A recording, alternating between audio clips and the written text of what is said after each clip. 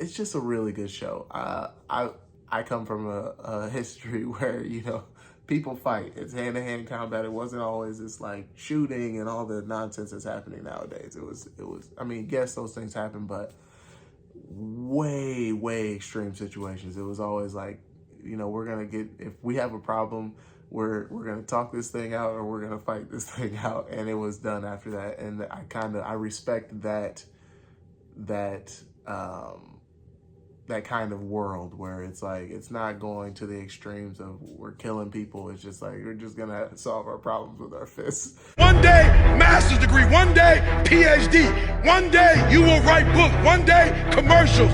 One day, the impossible, you will laugh at the impossible. You will look at the impossible and go, what was I thinking? Hello, my spoiler alert friends. Welcome back to another episode of Let's Talk About It. We got two for you guys today. So first, I'm going to go over Windbreaker. Not because it's the best one, but because that's what's on my mind right now. So I guess if you haven't seen Windbreaker, it's a show about this kid, Sakura. He has a medical condition called heterochromia, where basically the irises of both eyes are different colors. And because of that, he was bullied his whole life. So then he ends up being like a tough guy, right? He's fighting people and getting into trouble. And eventually that leads him to being sent to Beauforeen, or Furine High School is what it's called. I think it's the town of Furine. And he ends up going there because basically he gets kicked out of everywhere else. So this is the school where you send troubled kids, where it's all a bunch of ruffians, roughhouse type people who are in the same boat as he was. But plot twist, he comes there and it turns out the kids from Furine High School formed essentially a gang, but a group of guys who is like, yeah, we fight, we love to fight, we get into fights, but instead of fighting for bad things, we fight for good things. So they're like almost like the police force essentially for this town. And so they protect the people of the town from other schools and gangs and kids who just want to cause havoc. So he gets there though, and he's like, I'm going to be the strongest guy here. I'm going to be the fighter. I'm going to win everything. And he just kind of gets his perspective switched when he realizes, oh, wait, there is a way to do this without being like doing bad. And so that's what the story essentially follows. It follows him and his evolution. So character development is big in this show. That's one of the things I like about it. It's not like he comes in, because he came in, he was like hothead, ready to fight everybody. But then he meets different people along the way. And it's like he's, first of all, receiving kindness that he had never received. And people actually like looking at him like, hey, what's up? Like up until then, it was always some type of issue, which led to him just being a little more aggressive than others. So it's a really good show. I like it a lot. And basically where we come to in season 2, his group. So, all right, let me rewind. He goes to Furine High School. The group that he is involved, becomes involved with is called Beauforeen. And after a while, the leader of the school, he takes notice of him and he says, hey, you know what? I want you to be a captain of a group. And essentially that just means that he is the leader of his age range, which is freshmen in high school. So he leads this group, and he's just essentially finding situations where he's like, I got to step up and I got to take care of my people. And this leads us into what's happening in season 2, where one of the guys from their school got into a situation because he was trying to protect a woman who was robbed. And it turns out the woman was being robbed by one of his old childhood friends.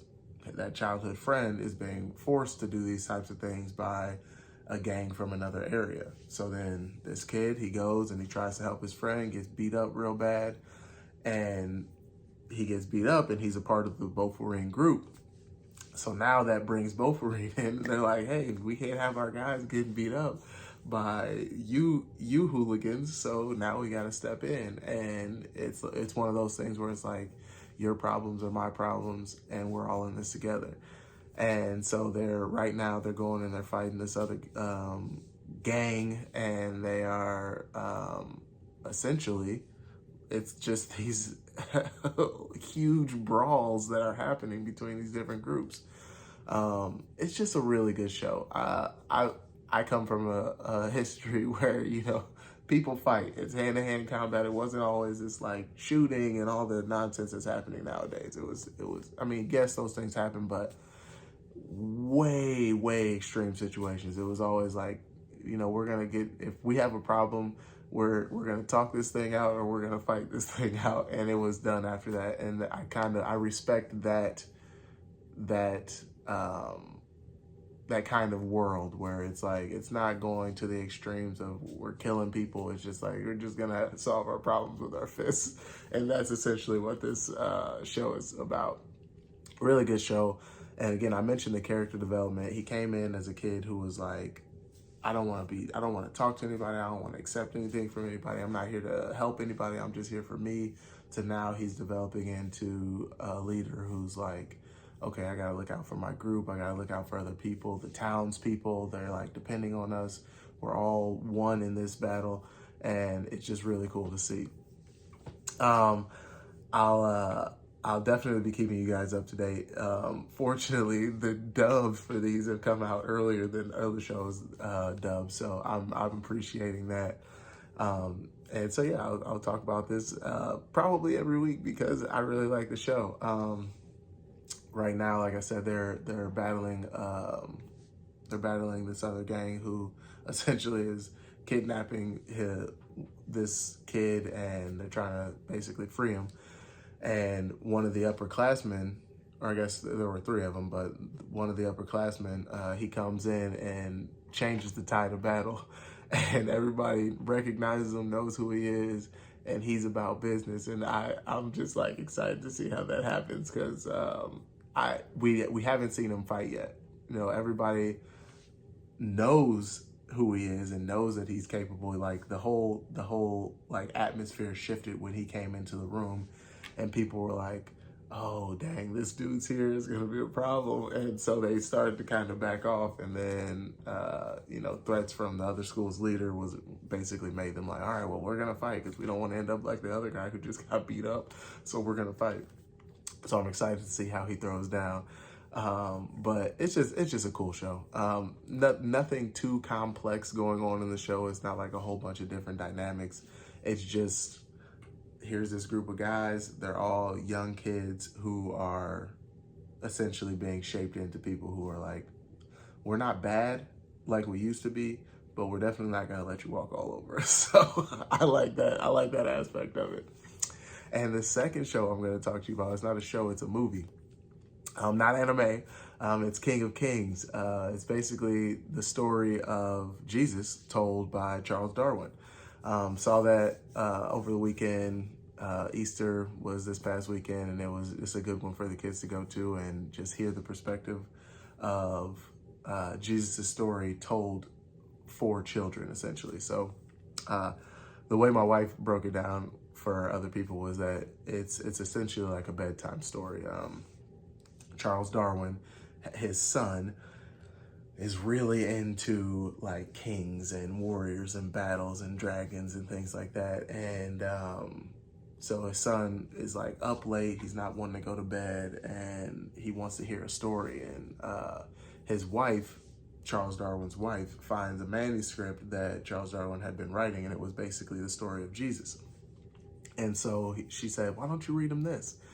And so he goes and he starts reading it to him, and he's like, this story might not have dragons and all this, but it has angels and all miracles and all these things. So his son's listening. He's like, sure, I'll listen. It's probably not going to be as cool as King Arthur, who at the time was his favorite king, right? And it was just a really cool show. You know, it's really cute. There were some things that were like, it's not exactly, you know, right. It gave a really good summation of scripture and what happened and the things Jesus went through for us. So definitely one that I would recommend. It's produced by Angel Studios. They're also the ones who made The Sound of Freedom. They made some other movies too, but really just a good, from what I've seen, a solid studio where things come out and they basically speak truth. And this one is the biggest truth of all. You know, Jesus is risen. He's here. He came to die for us and make it so we can go to heaven and chill with God for eternity, right? Cover our sins. So just really good shows. If you have children, it's one that I think would be good for them to see, that can help explain the story in a way that's easy for kids to digest. So I will be back next week with more information on different shows, different anime. I didn't watch any 86 this week. It's just been a busy week. I didn't watch any 86. There is great news from Netflix, but I'll talk about that more next week because I haven't seen it yet. So but I'm excited to see it. I'll talk about it next week. It involves My Hero Academia, so I'm really excited about it. But otherwise, guys, thanks for watching. I'll see you next time. One thing I know is that I'm going up.